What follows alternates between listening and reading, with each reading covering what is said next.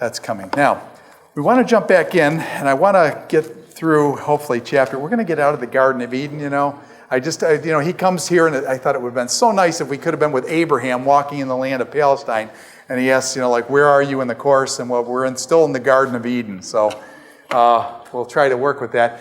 Last time we talked about the serpent, and the serpent speaking the truth to the woman, but yet lying at the same time, and the deceptiveness and the subtleness of the serpent. And then we said, basically, the serpent said that they would become more like God. And God himself, in chapter 3, verse 22, God says, now humans have become like us, knowing good and evil.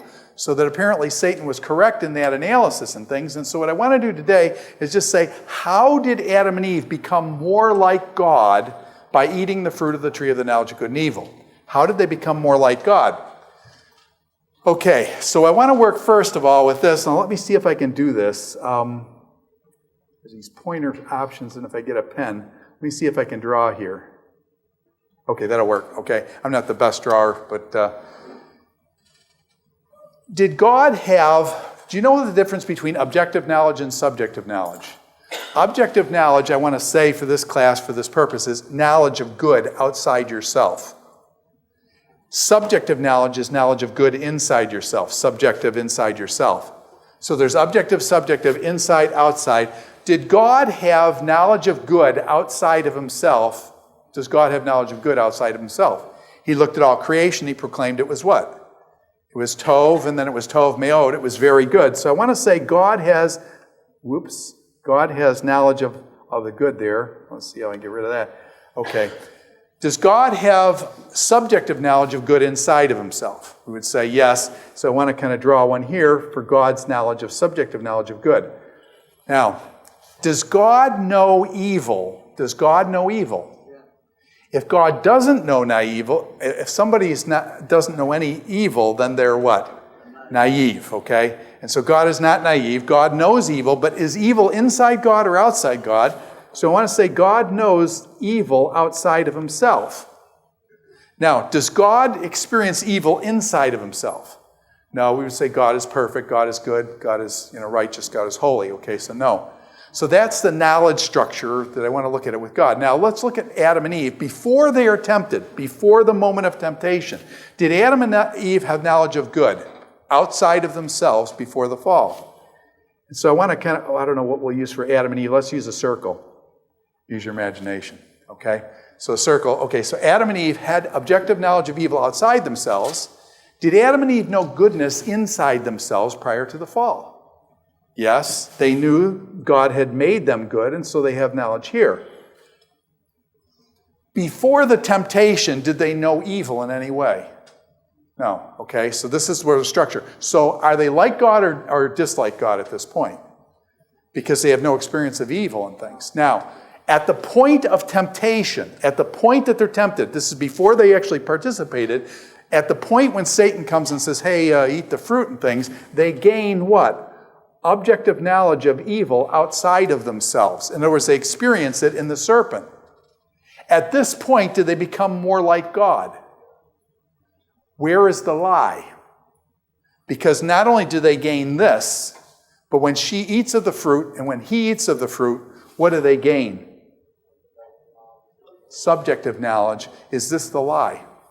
This is the lie. That he gets the serpent, Satan gets him to participate in the evil. So in one sense, did they go beyond where God was in terms of their participation in evil?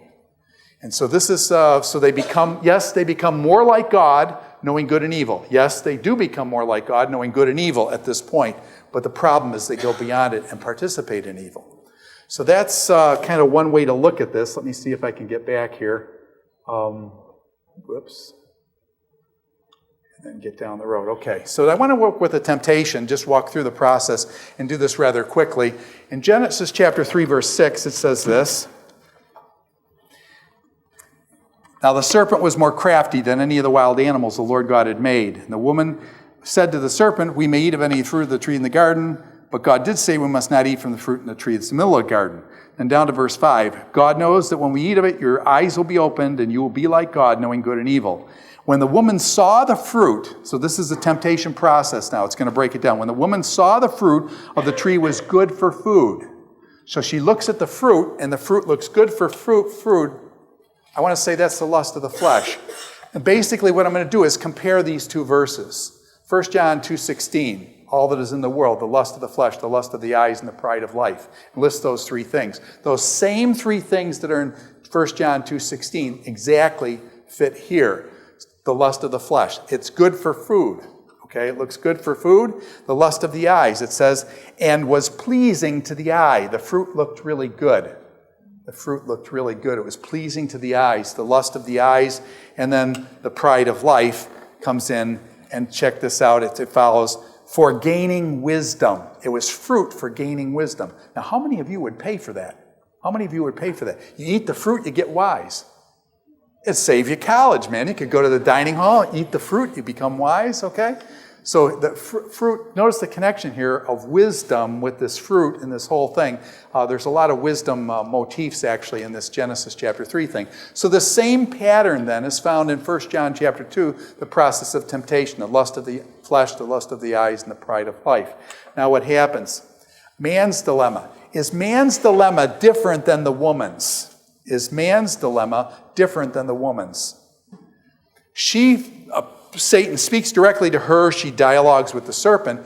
Adam's, I want to suggest it's different. What is the only thing that Adam has ever experienced that he knows is not good? He has experienced not good. What is the only thing that he's experienced that is not good? Yeah. It's not good for man to be what? Alone. And did he know that it was not good for man to be alone? He had that experience, and that's why Eve was made. Now what's he facing? Adam's temptation is different because Adam is now facing, Eve has eaten the fruit. If Adam says, no, I don't want the fruit, what is he again? He is now by himself again, okay? She's eaten the fruit, she's participated, and so Adam's temptation is different. However, does she give the fruit to Adam? Does Adam eat? And now they're both, okay, down. But just Adam is a little different thing there with Adam. Now,